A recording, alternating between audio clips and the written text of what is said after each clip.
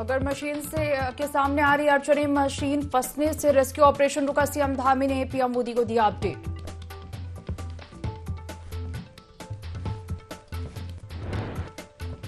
Silkyara tunnel में rescue के अगले विकल्पों पर काम शुरू। हॉरिजॉन्टली या मैनुअल तरीके से हो रहा है मलबा हटाने का काम। वर्टिकल तौर पर भी रेस्क्यू करने का काम शुरू।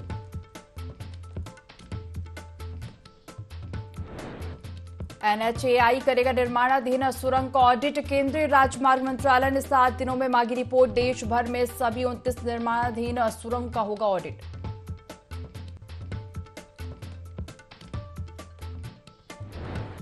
और उत्तराखंड में बदलने वाला है मौसम। पहाड़ों के साथ मैदानी इलाकों में भी होगी बर्फबारी। आईएमडी ने जारी किया अलर्ट।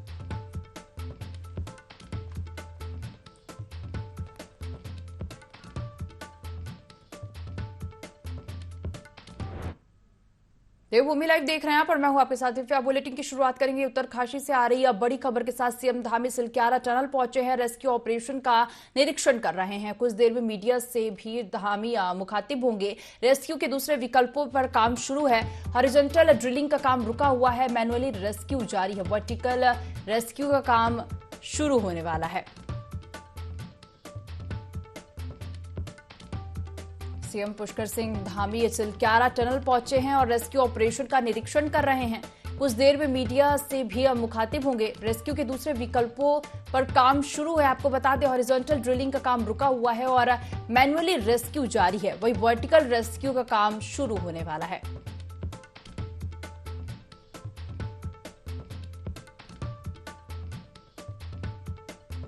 खबर उत्तरकाशी से आपको बता रहे हैं। सीएम पुष्कर सिंह धामी सिलक्यारा टनल पहुंचे हैं और सिलक्यारा टनल पहुंचकर रेस्क्यू ऑपरेशन का निरीक्षण कर रहे हैं। आपको बता दें रेस्क्यू के दूसरे विकल्पों पर काम शुरू है। हॉरिजॉन्टल ड्रिलिंग का काम रुका है और मैनुअली रेस्क्यू जारी है। सिलक्यारा टनल हादसे का आज 14वां दिन है और लगातार 14 दिन से मजदूर फंसे हुए हैं जिनका रेस्क्यू लगातार जारी है। और इसी कड़ी में सीएम पुष्कर सिंह धामी सिलक्यारा टनल पहुंचे हैं और रेस्क्यू ऑपरेशन का निरीक्षण कर रहे हैं।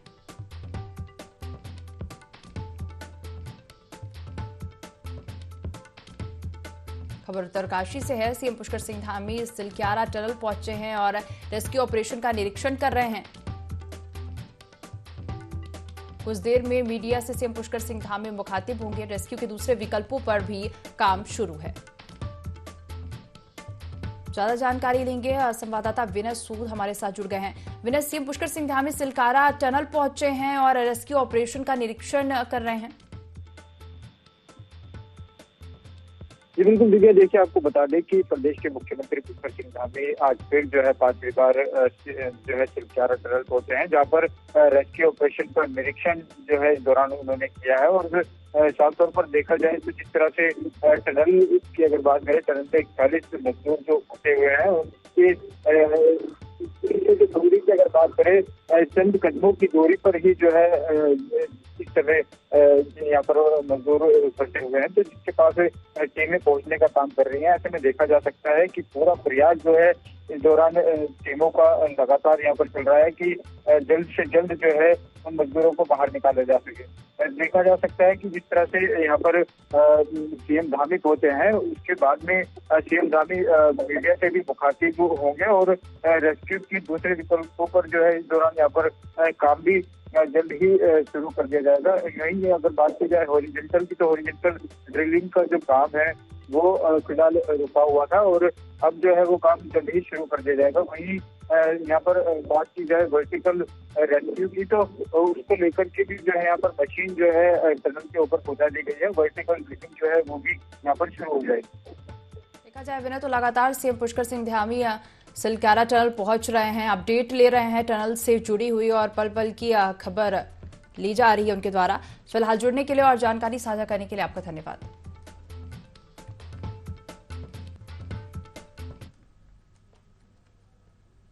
इसके साथ ही रुक करेंगे उत्तरकाशी से आ रही अगली खबर का। सिलक्यारा टनल में रेस्क्यू के अगले विकल्पों पर काम शुरू है। हॉरिजॉन्टली या मैनुअल तरीके से काम हो रहा है, मलबा हटाने का काम किया जा रहा है। वर्टिकल तौर पर भी रेस्क्यू करने का काम शुरू है।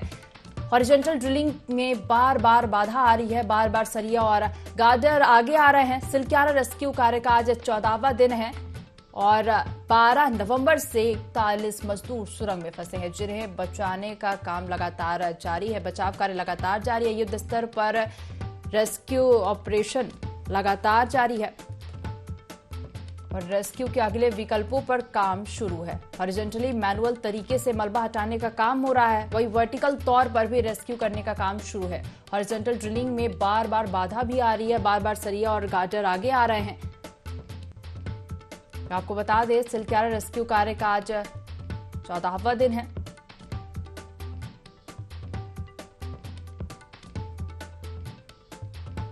सिलक्यारा टनल में रेस्क्यू के अगले विकल्पों पर काम शुरू है। हॉरिजॉन्टली मैनुअल तरीके से मलबा हटाने का काम किया जा रहा है, वही वर्टिकल तौर पर भी रेस्क्यू करने का काम शुरू है। टनल में 41 मजदूर फंसे हैं, जिन्हें बचाने की कोशिश लगातार जारी है। टीम लगातार कोशिश में जुटी हुई है 41 मजदूर को फंसाने के लिए, बचाने के लिए। और सिलक्यारा टनल में रेस्क्यू के अगले विकल्पों पर काम शुरू है।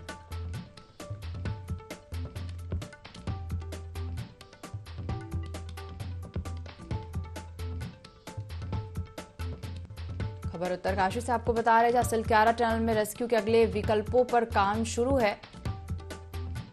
हॉरिजॉन्टली मैनुअल तरीके से मलबा हटाने का काम किया जा रहा है, वर्टिकल तौर पर भी रेस्क्यू करने का काम शुरू है।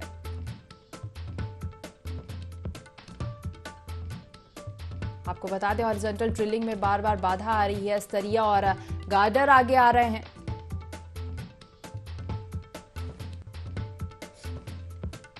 खबर उत्तरकाशी से है, जहां 12 नवंबर से 41 मजदूर टनल में फंसे हुए हैं और जिन्हें बचाने के लिए लगातार टीम जुटी हुई है। लगातार रेस्क्यू ऑपरेशन जारी है।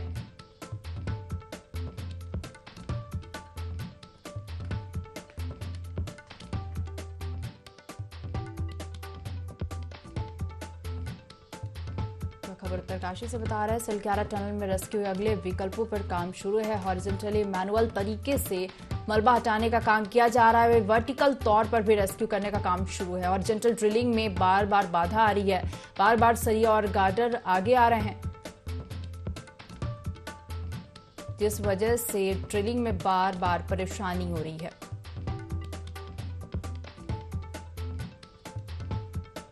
आपको बता दें, वर्टिकल तौर पर भी रेस्क्यू करने का काम शुरू किया गया है, वही मलबा हटाने का काम मैनुअल तरीके से किया जा रहा है।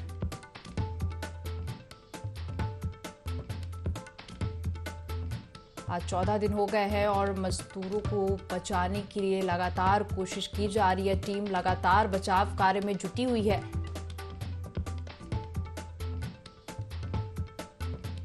रेस्क्यू के अगले विकल्पों पर भी काम शुरू हो गया है।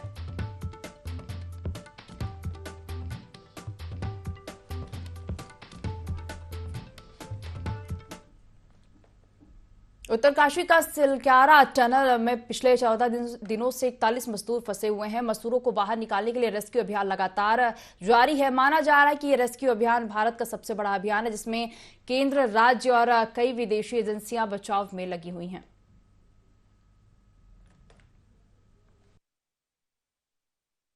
बोलते हैं कि निकलेंगे, नहीं कोई टाइम नहीं बताया अभी तक। नहीं, हमको भी आराम करना है। हम बात करेंगे, आप हम हमेशा टाइम देते हैं कि नहीं आपको? के बाद बताइए, लास्ट आपकी बात कब हुई थी? परेशान है, बोल रहा है कितना दिन रहेंगे, हम लोग के लिए कुछ उपाय हो रहा है कि नहीं हो रहा है? सरकार से तो डेली कहते हैं यही कि जल्दी कीजिए, निकालिए मेरा आदमी। भारत वर्ष का सबसे बड़ा रेस्क्यू अभियान, जिसमें कि अब तक जो है 14 दिन लग चुके हैं और 41 मजदूर जो कि टनल के अंदर फंसे हुए हैं। कल रात को जो है, जो यहाँ पे मशीन लगी हुई है, उसमें जो कुछ टेक्निकली प्रॉब्लम आ गया था, जिसके कारण से जो मशीन को जो है वहाँ जो सुरंग जो पाइप बिछाए जा रहे हैं उसमें उससे जो है उस मशीन को बाहर निकाला गया है और अभी फिलहाल जो है वहाँ पे मैनुअल रूप से काम चल रहा है। साथ ही साथ जो है यहाँ पे अभी जो हम उत्तराखंड राज्य के जो है वित्त मंत्री प्रेमचंद अग्रवाल लोग यहाँ पे आ चुके हैं, लेकिन कहीं न कहीं जो है विज्ञान बार बार क्यों फेल हो जा रहा है। दीपक नोटाल, ND24, उत्तरकाशी।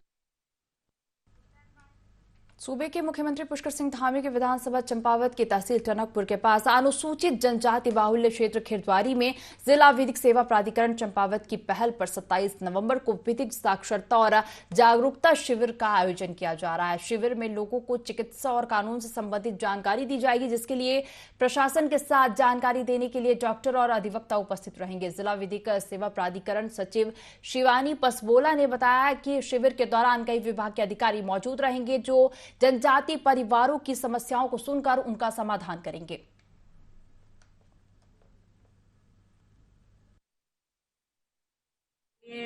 उच्च न्यायालय द्वारा दिशा निर्देश भी थे कि जो हमारा जनजाति बाहुल्य क्षेत्र है, तब जनपद में ही नहीं, हमारे जनपद में ही नहीं, राज्य में भी जिन जिन जनपदों में वन राजीज या जो अन्य वो हैं एसटी कम्युनिटी रहती है, वहाँ पर हम लोग विधिक साक्षरता करें। इसी को ध्यान में रखते हुए हम लोगों ने खिरद्वारी में 27 तारीख को एक बहुउद्देशीय कैंप रखा है। उसमें प्रशासन के और पुलिस अधिकारीगण और अन्य विभाग के भी अधिकारीगण आएंगे और ये प्रयास रहेगा कि सुदूर क्षेत्र में रहने वाले जनजातीय लोगों के जो वो है समस्याएं, वो हम अपने स्तर से निराकरण करवाएं। भारतीय राष्ट्रीय राजमार्ग प्राधिकरण सुरक्षा और गुणवत्ता के मानकों का पालन करने के लिए देश भर में सभी 29 निर्माणाधीन सुरंग का सुरक्षा ऑडिट करेगी। सड़क परिवहन और राजमार्ग मंत्रालय ने 7 दिनों के भीतर रिपोर्ट सौंपने को कहा है। मंत्रालय ने निर्णय उत्तरकाशी में निर्माणाधीन सिलक्यारा टनल के भीतर के एक हिस्से में भूस्खलन के बाद लिया है। भाजपा वरिष्ठ नेता ज्योति प्रसाद गैरोला का कहना है कि सिलक्यारा मामले के बाद अब प्रदेश सरकार भी प्रदेश में बन रही टनल का सुरक्षा ऑडिट करवाएगी, लेकिन अभी हमारी प्राथमिकता सिलक्यारा में फंसे 41 मजदूरों को सकुशल बाहर निकालना है।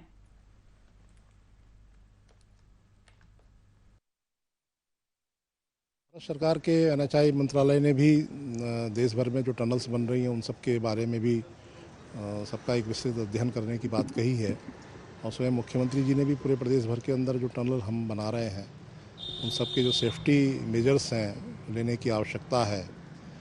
इसमें जो सेफ्टी मेजर्स का विषय है वो तो अभी चूँकि उसे एसेस नहीं अभी करना चाहिए, अभी किया भी नहीं जा सकता क्योंकि अभी तो प्राथमिकता 41 भाइयों को निकालने की है। वो सकुशल बाहर आए, उन्हें जो भी मेडिकल सपोर्ट की आवश्यकता वो उनको मिले, उसके बाद जो है बाकी बातें बात की। भाजपा ने दुग्ध संघ चुनाव को लेकर तैयारियां शुरू कर दी हैं। पर्यवेक्षक दुग्ध संघ चुनाव बिशन सिंह चुफाल का कहना है कि चुनाव प्रक्रिया जोरों से चल रही है। प्राथमिक 2 समितियों के चुनाव होंगे, समितियों में अध्यक्ष के चुनाव होंगे और जिला अध्यक्ष का भी चुनाव होना है। जिला अध्यक्ष के चुनाव के लिए हर जनपद में जाकर विधायक और वरिष्ठ नेताओं से राय ली जा रही है, जिसके बाद प्रदेश को 3 पैनलों के नाम भेजे जाएंगे। उन्होंने कहा कि दुग्ध संघ का चुनाव बहुत महत्वपूर्ण है। दुग्ध संघ के काश्तकारों को इसका फायदा मिलेगा। साथ ही महिला डेयरी को अनुसूचित जाति के लिए 70% का अनुदान जानवर खरीदने और चारे के लिए मिलना है। वहीं सामान्य वर्ग को भी 50% का अनुदान मिलना है, जिसका फायदा दुग्ध संघ की समितियों को होता है।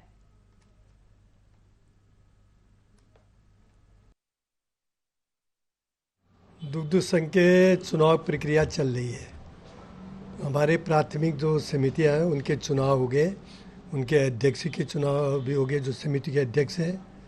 उसके अलावा फिर अब अध्यक्ष का चुनाव होना है, जिला अध्यक्ष का। जिला अध्यक्ष के चुनाव के लिए हम हर जनपद में जा रहे हैं। जनपद में वहाँ के जो हमारी भारतीय जनता पार्टी के जिला अध्यक्ष हैं और पार्टी के जो वरिष्ठ नेता हैं, माननीय विधायक, सबसे राय लेकर उसके बाद फिर नाम सीधे प्रदेश को नाम पैनल के नाम 3 नाम भेजने के प्रक्रिया, ये काम शुरू हमको संगठन की ओर से ऊपर से निर्देश है। उधम सिंह नगर जिले की पुलभट्टा थाना पुलिस को बड़ी कामयाबी हाथ लगी है। पुलिस ने बाइक चोरी की घटना को अंजाम देने वाले 2 आरोपियों को गिरफ्तार किया है। हालांकि पुलिस कार्रवाई के दौरान एक आरोपी मौके से फरार हो गया और इस दौरान सीओ ओम प्रकाश शर्मा ने बताया कि पकड़े गए आरोपियों के विरुद्ध पीलीभीत, सितारगंज और पुलभट्टा थाने में कई मामले दर्ज हैं। फिलहाल पुलिस ने आरोपी को गिरफ्तार कर कार्रवाई शुरू कर दी है और फरार आरोपी की तलाश में जुट गई है। पेशेवर अपराधियों को हमने गिरफ्तार किया, जिनसे हमें 4 बाइकें बरामद हुई और इसमें 5 घटनाओं का खुलासा हुआ है। और इन 5 घटनाओं में इन्होंने अलग अलग तरह से जो विक्टिम थे, जो पीड़ित थी, उनकी बाइकों को या तो चोरी किया या उनको छीना विक्टिम से। और इसमें हम लोग बाकी भी इन्वेस्टिगेशन कर रहे हैं। इनका आपराधिक इतिहास भी है, पूर्व में भी इन पर लूट इत्यादि गंभीर धाराओं में अभियोग इसमें पंजीकृत हैं और ये अभियुक्त इतने शातिर हैं कि जब ये माननीय न्यायालय में अपने पेश होने के लिए जाते थे तो वहाँ न्यायालय परिसर से भी ये लोग बाइकें चोरी कर लेते थे। और इस प्रकार की घटना यूपी में प्रकाश में आई है, जो इनके द्वारा कारित की गई है, उसमें भी हम विधिक कार्रवाई कर रहे हैं और इनके आपराधिक इतिहास को देखते हुए इन पे कड़ी निरोधात्मक कार्रवाई भी की जाएगी। और इस सफलता को देखते हुए और जो टीम है उसके प्रोत्साहन के लिए एसएसपी साहब द्वारा 2000 रुपये के नगद इनाम की भी घोषणा की गई। तो मौसम के ठंड के आगमन के बाद लोगों ने छुट्टियां मनाने के लिए जगहें चुनी हैं। देश के चुनिंदा खूबसूरत पर्यटन स्थलों में से एक मसूरी का अपना खास स्थान है और इसकी खासियत की मुख्य वजह यहां की विंटर लाइन है। मसूरी की विंटर लाइन का दृश्य हर प्रकृति प्रेमी को अपनी ओर आकर्षित करता है। सूरज की लालिमा की सीधी क्षैतिज रेखा को ही विंटर लाइन कहते हैं, जो दुनिया में भारत के अलावा सिर्फ स्विट्जरलैंड में दिखाई देती है और जिसे देखने के लिए देश विदेश से पर्यटक आते हैं। लेकिन इसके प्रचार प्रसार की कमी के कारण आम लोगों तक इसकी जानकारी और महत्वता कम भी पहुंच पाती है। मसूरी ठंड के आगमन पर लोगों ने प्लान की छुट्टियां।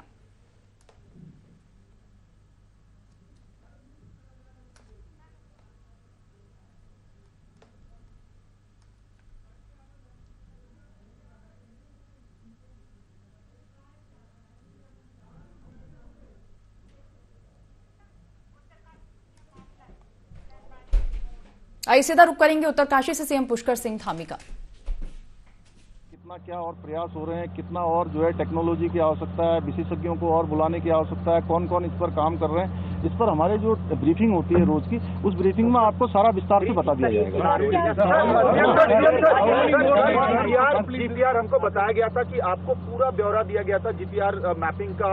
ये बताया गया कि 5 मिनट तक कोई प्रॉब्लम नहीं है और साथ में ट्रेमर्स नापने वाले भी एक्सपर्ट थे। मैं एक मिनट आपका प्रश्न अनुराग जी उसके बारे में थोड़ा बता दीजिए आप। जो ये कह रहे हैं ना आगे का पाइप जो है उन्होंने ये ड्रोन ने देख लिया था कि 5 तक ठीक नहीं है, जो आप बता रहे थे ना मुझे। दूसरे तौर पे जो समझ में आता है कि वहाँ पे उन्होंने जो पाइप के मुंह पे रखा थोड़ा कोनिकल शेप में वो देखता है और शायद उसका ये हुआ होगा कि दोनों बार जस्ट पाइप के एंड पे रही होगी और जब वो काटना शुरू करता है तो दैट गेट्स पुल्ड और समथिंग, तो उसके बाद नहीं उसने ऑगर के साथ अंदर आना। तो सर यहाँ एक्सपर्ट का क्या काम है? क्वेश्चन इज ये एक ऐसी चीज़ है जो कंपनी वाले खुद हैं जो उस मशीन को बनाए हैं, वो साथ में यहाँ पे थे। उन्होंने ये सब चीज़ जब भी एक्सपर्टीज कहते हैं वो कहते हैं ऐसी ऐसी चीज़ है। उन्होंने बताया था कि 2.1 मीटर पे कोई चेंज आएगा, 3 समथिंग मीटर पे कोई चेंज आएगा। अब उसके बाद ये जो ऑगर अंदर फंस गया, नहीं तो अदरवाइज थोड़ा अंदेशा होता तो मैनुअल प्लान हम सब शुरू कर सकते थे, बट उसी चीज़ पर डिबेट कर रहे थे हम लोग। बट फाइनली ये हुआ कि यदि नहीं है तो अब मुश्किल से 10-11-12 मीटर और बचा हुआ है, तो इसको जल्दी से खत्म। आप जीपीआर को लेके मैपिंग बेसिस पे आप लोगों ने कहा कि हम फुल स्ट्रेंथ से ऑगर मशीन को आगे ले जाएंगे, तो गलत रीडिंग थी कल। देखिए ऐसा अभी हम लोग, मैं आप लोगों से ये अनुरोध करूंगा, देखिए जितने भी प्रयास हो सकते हैं वो सारे प्रयास हो रहे हैं और आज रात तक पूरी रात भर काम चलेगा। आज ये जो कटर है हमारा प्लाज्मा कटर, वो शाम तक पहुंचेगा। अभी क्या है कि हम लगभग 1 घंटे में 1.5 मीटर काट पा रहे हैं और उसके आने के बाद 1 घंटे में हम 4 मीटर लगभग काट पाएंगे। तो उससे बहुत आसानी से जल्दी जो है हमारा ये 30 मीटर जो बचा हुआ है वो हमको लगता है कि 7-8 घंटे में कट जाएगा। उसके कटते ही मैनुअली अंदर जाएंगे और 1 मीटर 1 घंटे का मैनुअली जो है उसको करने के बाद उसको पाइप को पुश करने का काम शुरू होगा। तो ये मान के चलिए कि जल्दी से जल्दी हो, अगर कोई हर्डल ना आए, जिस प्रकार से आप लोग सहयोग बनाए हुए हैं उसको हम लोग देखिए ऐसा है, हम लोग क्योंकि ऐसे स्थान पर हैं कि यहाँ से हमारे सबके बीच में अगर सकारात्मक भाव रहेगा तो आवाज अंदर तक जाएगी और जो हर्डल जा रहे हैं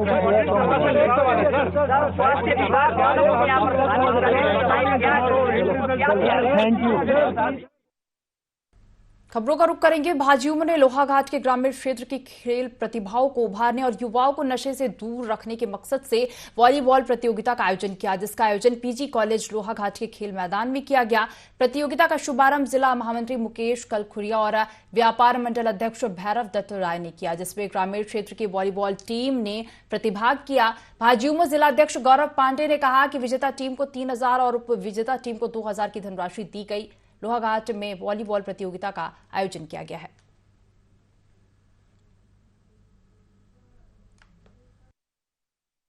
प्रतियोगिता का आयोजन किया गया है पूरे प्रदेश में हमारे प्रदेश के मुख्यमंत्री आदरणीय पुष्कर धामी जी के नेतृत्व में और युवा मोर्चा के प्रदेश अध्यक्ष आदरणीय शशांक रावत जी के नेतृत्व में पूरे प्रदेश भर में प्रतियोगिता का आयोजन किया जा रहा है। इसका उद्देश्य है कि जो हमारे सुदूरवर्ती ग्रामीण क्षेत्र के जो प्रतिभावान खिलाड़ी हैं वो उभरे, जिसके माध्यम से जो अभी हमने देखा है कि कई खेल की प्रतियोगिताएं हैं उसमें हमारे देश के खिलाड़ी मेडल ला रहे हैं। तो कहीं ना कहीं हमारा उद्देश्य है कि जो हमारी सुदूरवर्ती क्षेत्र की जो प्रतिभा है वो निखरे और देश और प्रदेश और जिले का नाम वो रोशन करे। सुदूरवर्ती ग्रामीण क्षेत्र की उन प्रतिभाओं को जो साधनहीन होती हैं, जिनको कोई मंच नहीं मिल पाता है, ये बहुत अच्छा एक सराहनीय प्रयास हमारे माननीय मुख्यमंत्री जी द्वारा किया गया है और युवा मोर्चा द्वारा इसका यहाँ गाँव में आकर के इसका आज शुभारम्भ किया गया है। मैं अपनी ओर से शुभकामनाएं दूंगा और साथ ही निवेदन करूंगा कि आप के द्वारा जो ये मुहिम चलाई गई है इसमें हमारे बच्चे जो है जो नशे की ओर जा रहे हैं और वो खेल की ओर उसका रुझान होगा और मुख्यमंत्री की बहुत अच्छी पहल है। इसी प्रकार युवाओं को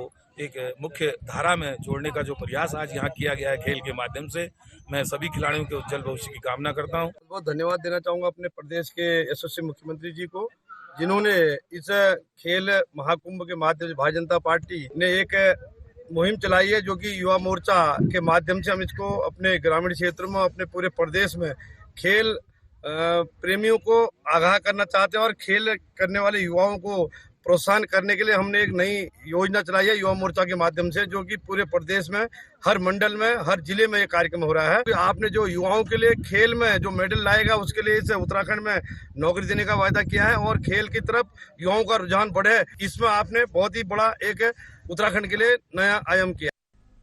हरिद्वार में क्षेत्रीय निवेश कॉन्क्लेव का आयोजन किया गया। कार्यक्रम में मुख्यमंत्री पुष्कर सिंह धामी भी शामिल हुए। उत्तराखंड सरकार 8-9 दिसंबर को ग्लोबल इन्वेस्टर समिट का आयोजन करने जा रही है और इसी क्रम में क्षेत्रीय निवेश कॉन्क्लेव का भी आयोजन किया जा रहा है। उत्तराखंड सरकार ने देश प्रदेश के साथ विदेश में भी इन्वेस्टर्स को आमंत्रित किया है। सरकार को ग्लोबल इन्वेस्टर समिट से 2 लाख करोड़ के निवेश की उम्मीद है और अब तक सरकार ने 25,000 करोड़ के MOU साइन किए हैं। सरकार को उम्मीद है कि ग्लोबल इन्वेस्टर समिट से प्रदेश में पलायन कम होगा, रोजगार के अवसर बढ़ेंगे, साथ ही प्रदेश का विकास भी होगा।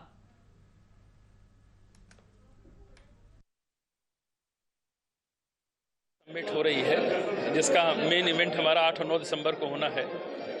उसके लिए तैयारियां पिछले 4 महीनों से चल रही थी। हम लोगों ने कई डोमेस्टिक और इंटरनेशनल रोड शोज किए।